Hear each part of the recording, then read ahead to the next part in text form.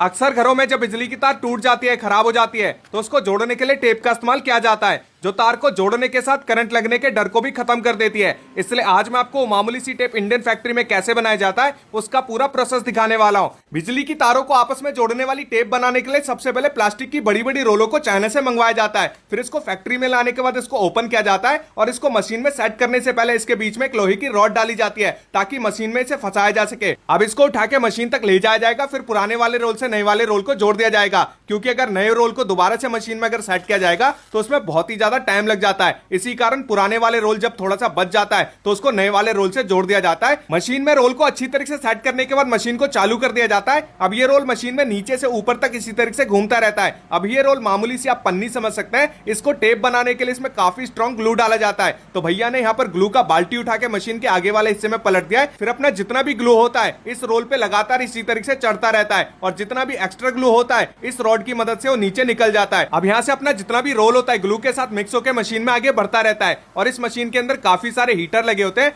जो कि रोल के ऊपर जितना भी ग्लू होता है उसको सुखाने का काम करता है। और यहाँ से टेप बनाने का मेन प्रोसेस भी स्टार्ट हो जाता है, जिसके लिए भैया ने गत्ते का एक पतला सा रोल लिया है और उसको टेप वाली शीट के साथ अच्छी तरीके से जोड़ दिया जाएगा। तो ये देख सकते हैं इस तरीके से जोड़ा जाता है और जो अपना रोल बनके तैयार हो जाता है उसको काट के अलग कर दिया जाता है। फिर इसको मशीन में इस तरीके से सेट कर दिया जाता है और मशीन को चालू कर दिया जाता है। अब यहाँ से जितने एमएम का टेप बनेगा उस हिसाब से मशीन को सेट कर दिया जाता है। जैसे अभी जो टेप बन रहा है जिसकी थिकनेस 0.125 mm, लंबाई 8 मीटर और चौड़ाई 18 mm है। और जब एमएम पूरा हो जाता है तो यहाँ पर ऑटोमेटिक तरीके से मशीन बंद हो जाता है। इसके बाद भैया नया गत्ते का रोल लगाते हैं और जो हमारा टेप का रोल बनके तैयार हो जाता है उसको काट के अलग कर लिया जाता है। इसके बाद एक एक करके इसको इस तरीके से जमा किया जाता है। तो भैया कुछ ही घंटों में काफी सारा यहाँ पर टेप का रोल बना के तैयार कर देते हैं। फिर इस रोल को स्लाइसर मशीन में डाला जाएगा और इसकी एक एक करके कटिंग की जाएगी। तो ये देख सकते हैं इसको स्लाइसर मशीन में सेट करने के बाद ये अपना कटर आ चुका है। इसके बाद एक एक करके इसको इस तरीके से काटा जाता है और इस काम को बहुत ही ज्यादा बारीकी से किया जाता है, क्योंकि जरा सी भी गलती हुई तो पूरे टेप का रोल खराब हो जाएगा।